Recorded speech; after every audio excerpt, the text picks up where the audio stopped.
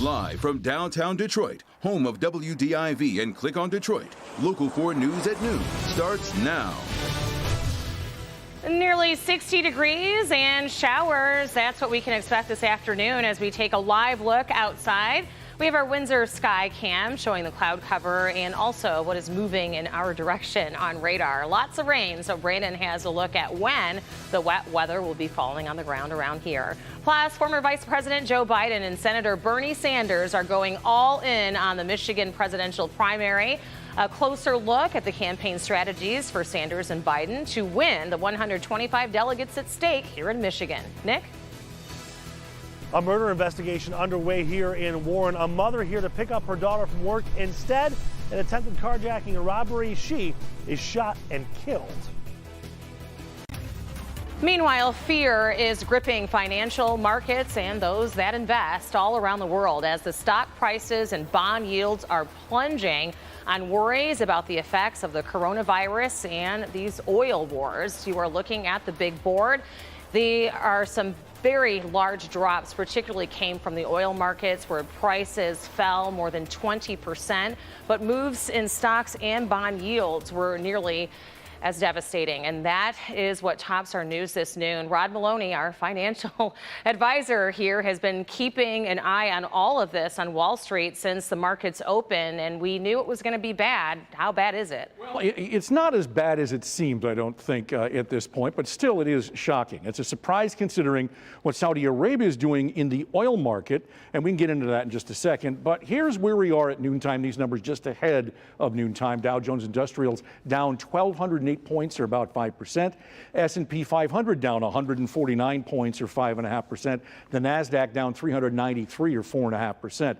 At one point this morning, the S&P market curbs kicked in and trading halted for about 15 minutes. That was a 7% drop in the S&P, and that's built into the system to calm things down if they get out of hand. It appears to have worked because the Dow has bounced back some 700 points since then. Now, you're wondering why all the seeming chaos? Well, it's about uncertainty. The coronavirus does play into it, but then the oil drama kicked in over the weekend. Saudi Arabia and Russia could not come to a deal that would reduce OPEC oil production, and so instead, just as it did last year, Saudi Arabia is flooding the market with oil, and it's meant to drive Russia and the U.S. fracking boom into submission. So we're swimming in crude, and the price is falling through the floor. Here is the West Texas Intermediate crude price down 34.22, or 7% at noontime. Now, that's a tough blow for the overall economy, but it means a lot to you as you head down the highway. Here's what's called RBOB. Okay, that's the wholesale price of gasoline. This time it's at $1.19. Now, here in Michigan, if you add 80 cents to that price, you get a rough estimate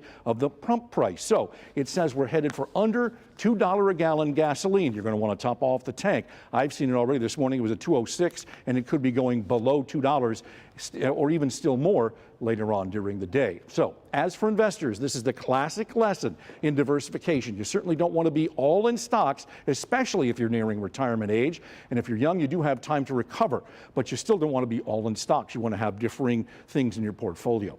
So it's important to have varying investments, and a day like today doesn't have to be disaster. Rhonda, back to you. All right, that was an earful, Rod. Thank you. It's always great to have you on board to break it all down for us in terms of what is happening. And we just covered this economic impact of the coronavirus, but there are other important facets that we do want to cover for you. Efforts to contain the outbreak are greatly expanding. Over the weekend, Saudi Arabia and Italy enacted restrictions on travel. Iran suspending flights to Europe, and the U.S. formally warning against any cruise ship travel. Health officials here in the United States are reporting more than 500 confirmed cases now of the coronavirus, and the number of people that have died from the virus here in the United States stands at 22. More than 30 states have now announced infections, as well as the District of Columbia, and now people in the United States are seeking answers. They want to learn how they can help stop the spread of the virus. Tom Costello has an update. This morning, 3,500 people on the Grand Princess cruise ship will disembark in Oakland, California, after being ordered to remain at sea so coronavirus test kits could be delivered. Of the just 45 people tested, 21 have confirmed cases, 19 of them crew members. All guests will remain in isolation for 14 days. It comes as the State Department issued a warning on Sunday that Americans, particularly travelers with underlying health conditions, should not travel by cruise ship. While here in the U.S., anxiety levels are rising from coast to coast, along with the number of cases. 2 members of Congress are now under self-quarantine after coming into contact with people who tested positive for the virus. Senator Ted Cruz of Texas and Congressman Paul Gosar of Arizona. Neither are experiencing symptoms. Cruz releasing a statement saying everyone should continue to treat this outbreak seriously and be driven by facts and medical science. The announcement comes as the Trump administration is facing criticism for sending mixed messages. We don't have enough tests today to meet what we anticipate will be the demand going forward. The president later contradicting the vice president. Anybody that needs a test gets a test. They're there. They have the tests. And the tests are beautiful. The government has not released official numbers, but a watchdog group called the COVID-19 Tracking Project says just 3,200 Americans have been tested, compared with 188,000 in South Korea and 18,000 in the UK, where there are far fewer cases. Also today, cancellations and postponements are really increasing nationwide. South by Southwest in Austin canceled now. That's going to be a major economic hit to the city. The BNP Paribas Tennis Open out in California, that is also at this point canceled. Serena Williams among the names it was going to play. And we also want to make the point that the Division III NCAA basketball tournament at Johns Hopkins University in Baltimore, that now is going to be played without spectators as the concern continues to increase. I'm Tom Costello in Washington. Back to you. Tom, thank you. Right now, we want to get to Mayor Mike Duggan. He is holding a news conference about Detroit's response to the coronavirus. This is a live look at the event right now. We are streaming it live on clickondetroit.com if you'd like to listen in. And we have breaking news from the entertainment world this noon. Swedish actor Max von Sydow has passed away. The actor first gained attention in the art house films of Swedish director Ingmar Bergman and became a worldwide star as the priest in the horror classic The Exorcist. Von Sydow appeared in nearly 200 films and TV dramas, often playing sophisticated villains. He died on Sunday at his home in France. He was 90 years of age. Here at home, a developing story out of Warren this noon, where police are continuing to search for whomever shot and killed a mother that was just out waiting to pick up her daughter from work overnight. This is video from the scene in Warren. It was right outside of the Rue 21 clothing store in a strip mall along Hoover, just south of 11 Mile. As Nick Monticelli reports, she was there to pick up her daughter, but was killed before she could. Good afternoon. About 7 hours after this happened, the tow truck came here to take this victim's vehicle away here on the west side of Hoover, just south of 11 Mile Road in Warren. It is an absolute horrible situation. The detail is now coming out that this woman was here to pick up her daughter. While she was waiting, somebody stuck a gun in the back of the car and shot her in the back. This is really sad because it shouldn't have happened. A group of Kroger employees who couldn't get to work watched as Warren investigators looked over every inch of this crime scene, trying to figure out how and why a mother just picking up her daughter from work was shot and killed. Somebody lost a mother. I know we're all waiting to get into work and all that, but the real life thing is someone lost their life. Around 2 a.m., the 43-year-old single mother from Roseville came to Route 21 on Hoover, just south of 11 Mile. Her 19-year-old daughter was working an overnight stocking shift and needed to be picked up. Instead, she was shot and killed in what police believe was an attempted robbery and carjacking. The left rear window was open, just put a weapon in, a gun, shot her once in the back.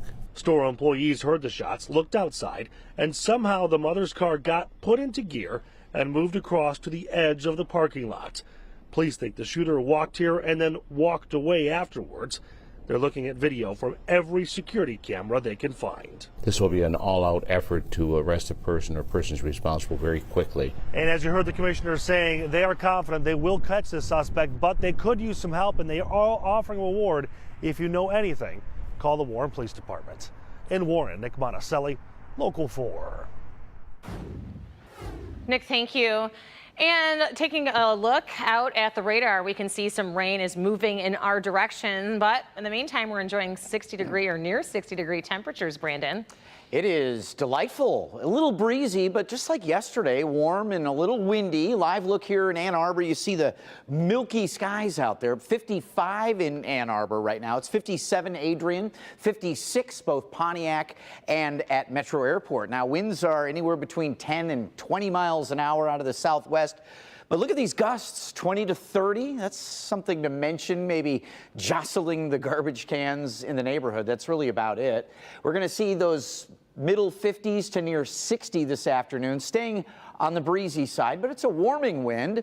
And as we look at the satellite and radar, yes, we are anticipating rain, but it's dry during the day. We wait until later tonight to get into some of that wet weather, probably by about 9 or 10 p.m. through the overnight. Some decent rain.